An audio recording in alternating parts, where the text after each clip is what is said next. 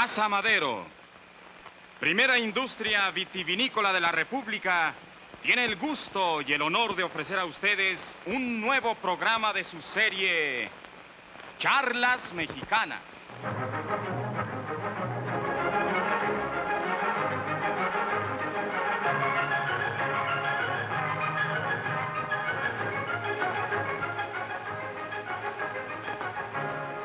Charlas Mexicanas, que honran con su presencia y con su mensaje de cultura tres ilustres personalidades de las letras mexicanas: don José Vasconcelos, don Alfonso Junco, don Jorge Carrión.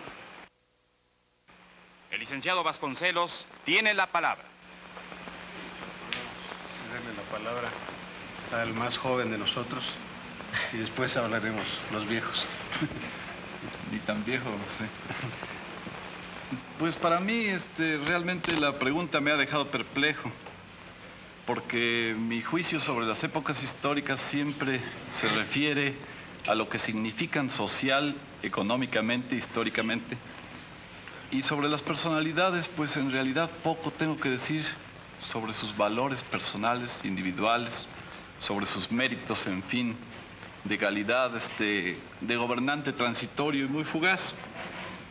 En este sentido, yo podría decir que el mejor virrey es el virrey muerto, simbolizando con eso que para mí la época del virreinato fue una época, pues, negativa para la historia de México y valiosa en cuanto que era negativa, en cuanto que pone las bases para engendrar por reacción, por unión con los contrarios, todas las sucesivas épocas que después nos encontramos, el movimiento de independencia a su vez el de reforma, y el de reforma a su vez gestándose con la incubación de la dictadura de la revolución. Así yo, haciendo un leve examen de los virreyes, me encuentro con que los historiadores dicen que don Antonio de Mendoza, el primer virrey, magnífico gobernante en cuanto que impuso el orden, acabó de consolidar la Nueva España, hizo una obra de gobierno que parece que era enérgica, tan enérgica que fue el primero que descuartizó negros en plena plaza pública y mandó todavía los prisioneros negros a las diversas partes donde había esclavos de esa índole para que sirvieran de ejemplo sus ejecuciones. Luego vienen uno que me parece más humano, don Luis de Velasco el primero, que siquiera tuvo el atisbo de decir que era preferible la libertad de los indios que la explotación de muchas minas. Pero en fin, son rasgos personales que no impiden que la colonia en aquel tiempo estuviera dedicada a su función primordial, a proveer a la corona de España de lujos, de las riquezas que aquí se explotaban. Eso se acentúa en el segundo periodo.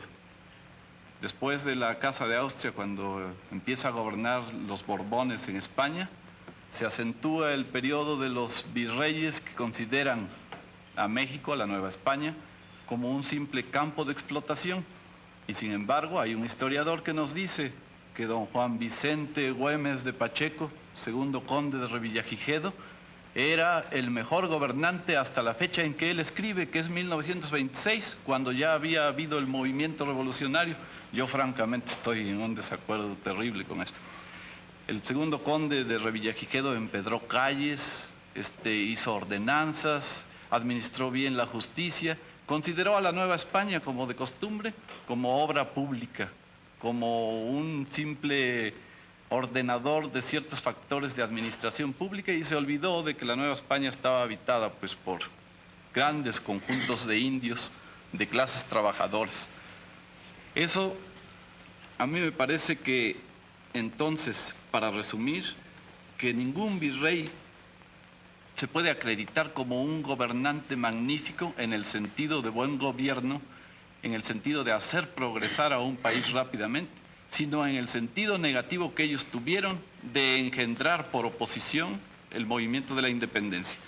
La palabra virrey ha quedado tan tarada, tan llena de resonancias negativas, que actualmente todavía se usa para significar a ciertos gobernadorzuelos que padecemos, y que ojalá y que también ocurriera como con aquellos que ya hubiese pasado definitivamente su época.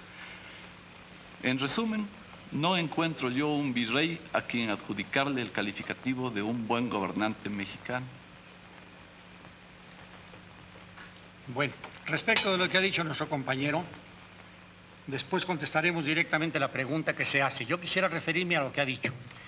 El sentido peyorativo que tiene actualmente la palabra virrey viene de que el virrey era nombrado por el rey. Pero entonces esa era la norma. Así como actualmente el presidente de la República nombra, por ejemplo, a sus ministros de Estado y tiene pleno derecho. Y a los gobernadores. Lo malo no, pero esto es lo que digo. El nombrar a los ministros de Estado, a sus secretarios de Estado, lo hace con pleno derecho y nadie lo critica. La crítica que ahora se hace diciéndoles virreyes a ciertos gobernadores es porque indebidamente son nombrados en vez de ser electos por el pueblo.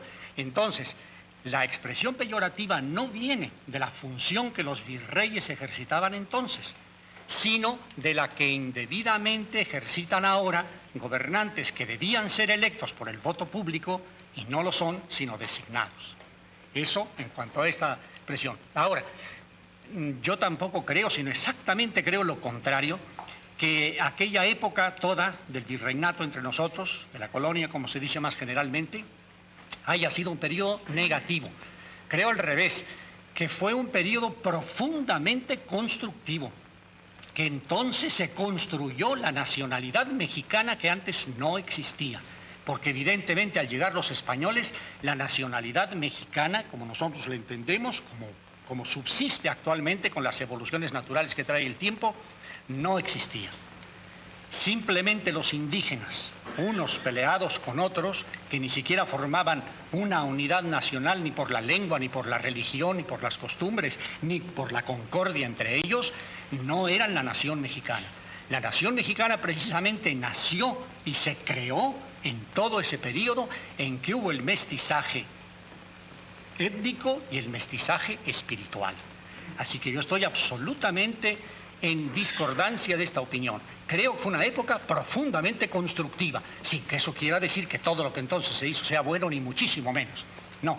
Ahora, la norma general del gobierno que la corona de España ordenaba, que las leyes de Indias ordenaban, que expresamente ordenaban los mandatos que traían los virreyes, por ejemplo, don Antonio de Mendoza, por ejemplo, don Luis de Velasco, para mencionar a los dos primeros que usted mencionó, eran desde allá precisamente de un gran cuidado por el bien de los indios. Si algo caracteriza en su primera etapa, que para mí es la más gloriosa, la gobernación de España en México y la creación de la Nueva España, es la preocupación enorme y verdaderamente obsesiva que Isabel la Católica y después Carlos V y después Felipe II tuvieron porque aquí se defendiera, se amparara, no se agraviara en nada, sino se les hiciera todo el bien posible a los indios.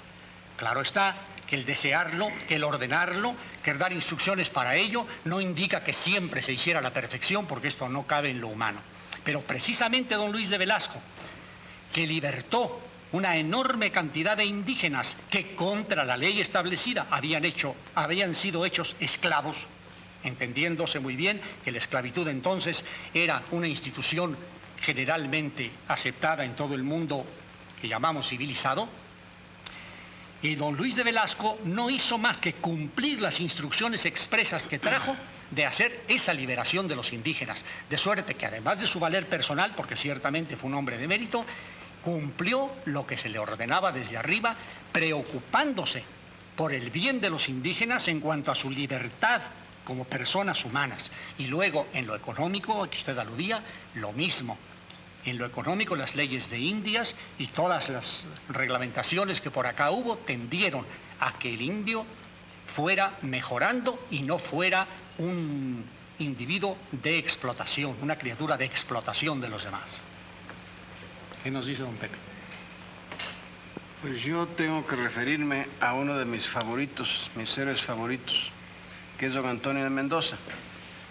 Y puedo decir que lo conocí casi por casualidad, cuando las circunstancias que me han sido favorables durante casi toda mi vida, me arrojaron fuera del país.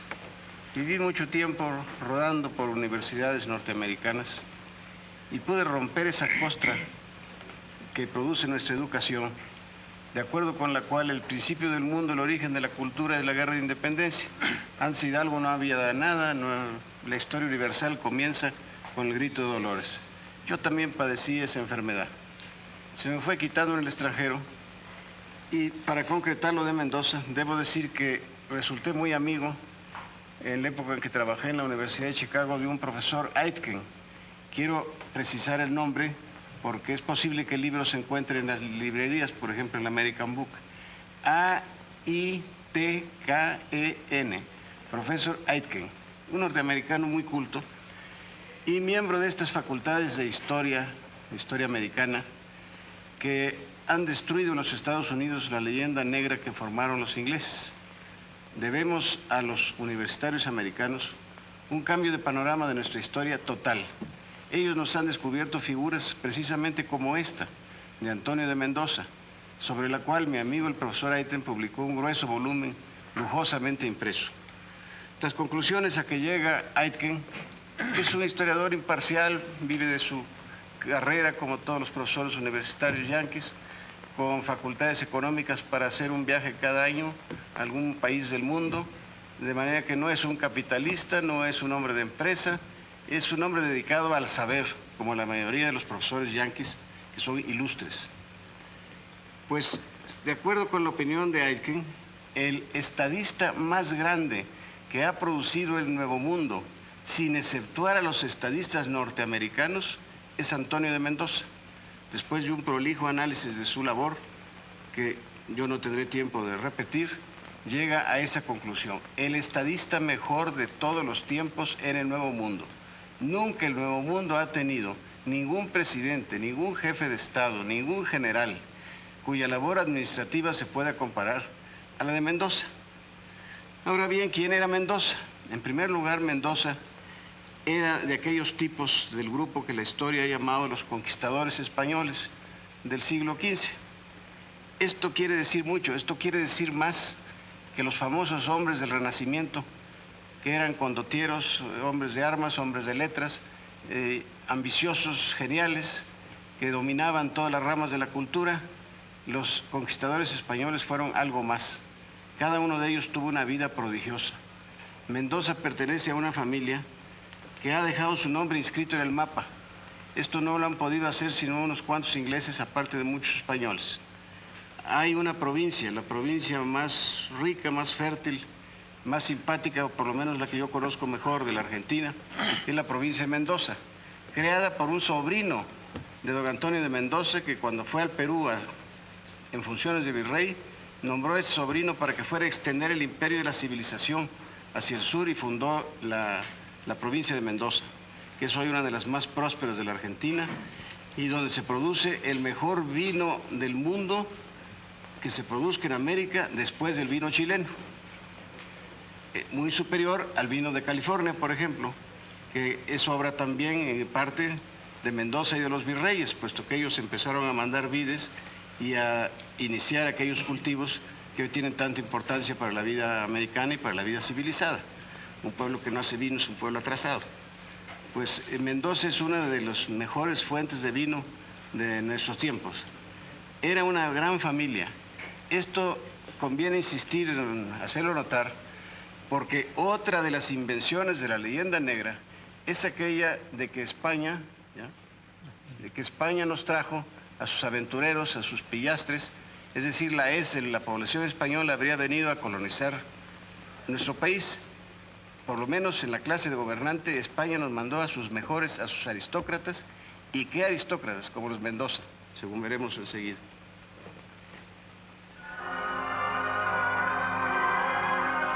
Están ustedes recreándose con un programa de gran calidad. Como de gran calidad es Evaristo I, que proporciona también exquisito recreo para los buenos paladares.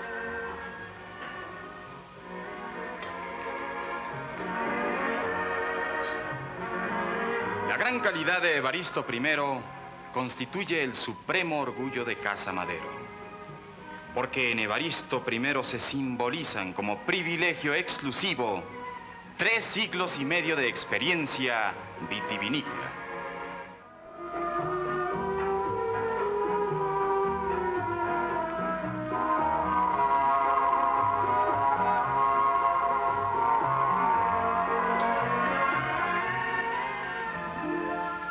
Con razón, Evaristo I es en México el más alto testimonio de finura y distinción en los momentos inolvidables del brindis.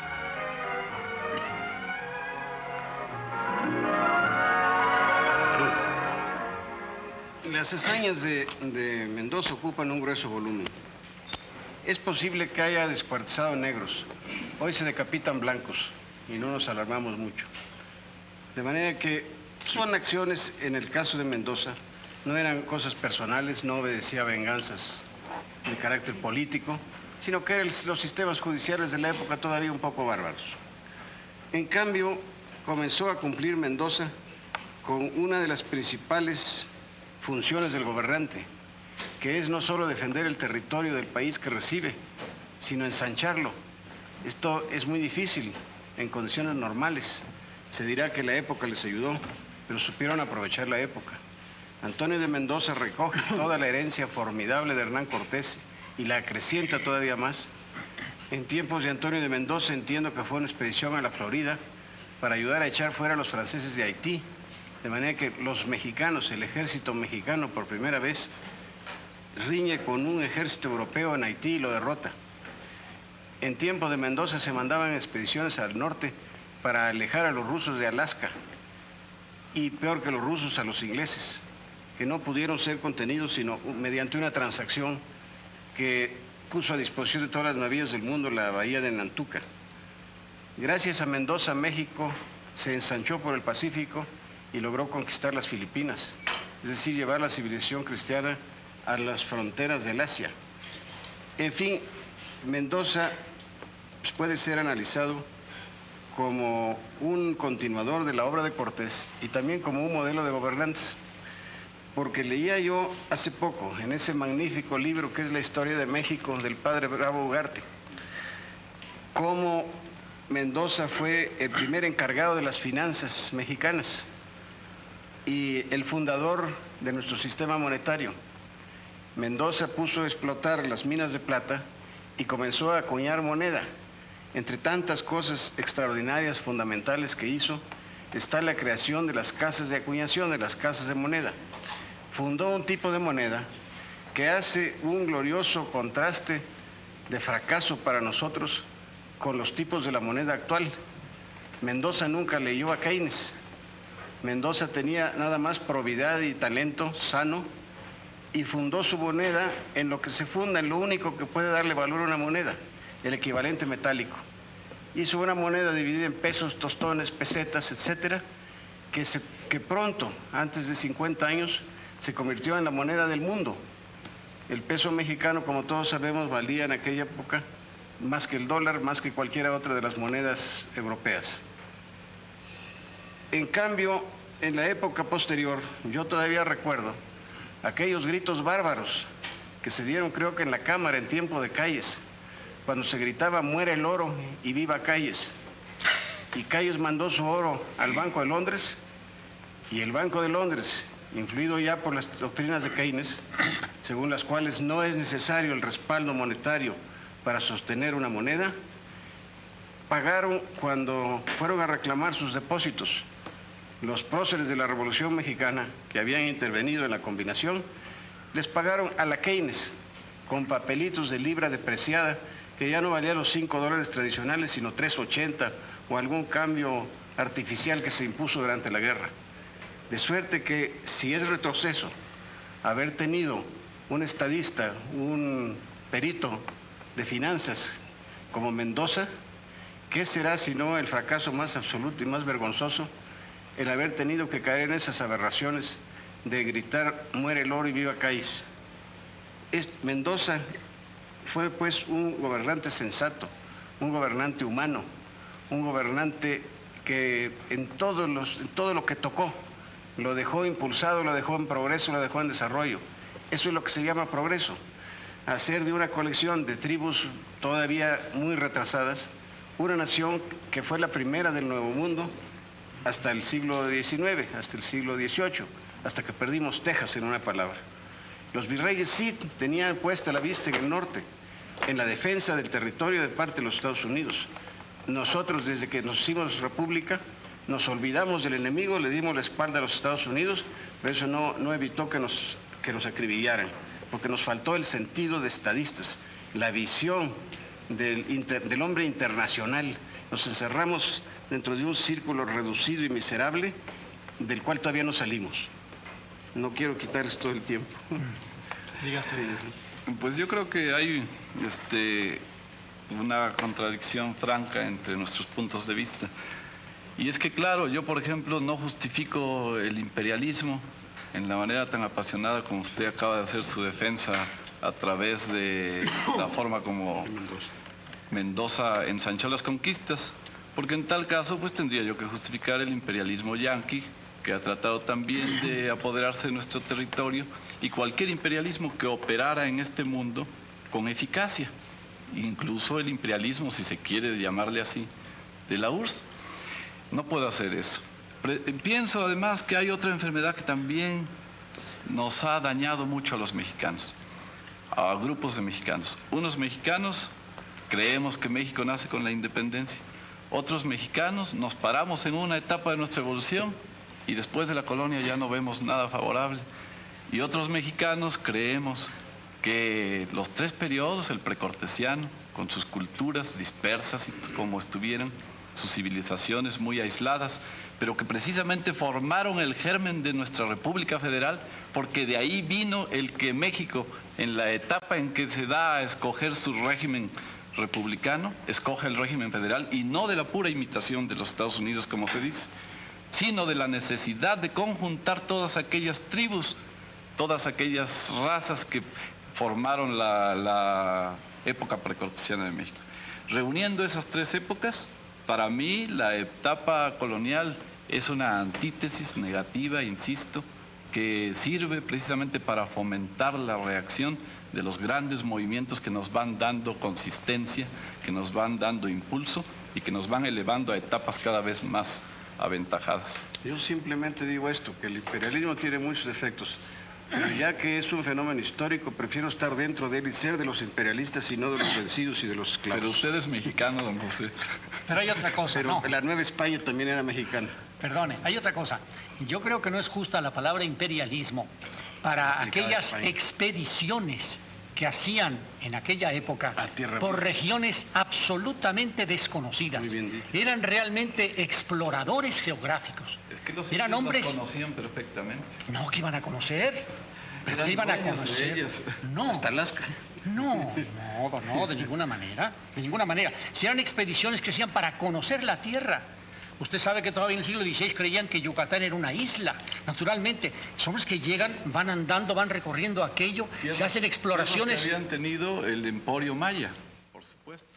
Se podía practicar hasta cierta medida una cierta libertad para opinar y hablar y escribir, pero nada más. Era muy relativo todo, pues, para decirlo de otra las forma. pequeñas regiones que ocupaban, pero del norte de América, ¿qué sabían nuestros indígenas? Pero Nada. lo conquistaron los españoles, don Alfonso. Precisamente esas exploraciones de que estamos hablando, de Antonio de Mendoza, fueron precisamente al Nuevo México, al norte, ¿no? Y fueron llegando por todo aquello, conociéndolo, descubriéndolo, explorándolo, civilizándolo, estableciendo allá grupos humanos civilizados que antes no existían. Ahora, lo de Alaska que decía don Pepe, si no recuerdo mal, eso fue hasta el siglo XVIII. Pero de todas maneras, esas exploraciones fueron con un sentido civilizador, de exploración científica verdaderamente. Se levantaron cartas geográficas que no existían. En fin, fue una labor civilizadora y de ninguna manera una labor imperialista. Pero ya se nos acabó el tiempo y tenemos que cortar. Ahora los norteamericanos hablan del knockdown, que no sabemos nosotros hacer las cosas y nos vienen a enseñar. Es algo semejante. Recordándoles escribir al apartado postal 1789, 1789 de México, Distrito Federal. Con la sugerencia de temas para sus charlas mexicanas, Casa Madero, primera industria vitivinícola de la República, agradece la presencia de don José Vasconcelos, de don Alfonso Junco y de don Jorge Carrión en este programa. Y a ustedes les invitamos muy cordialmente a estar con ellos el próximo jueves a esta misma hora por estos mismos canales de televisión en otro mensaje mexicano de cultura, ofrecido por Casa Madero a todos ustedes con todo respeto y gratitud.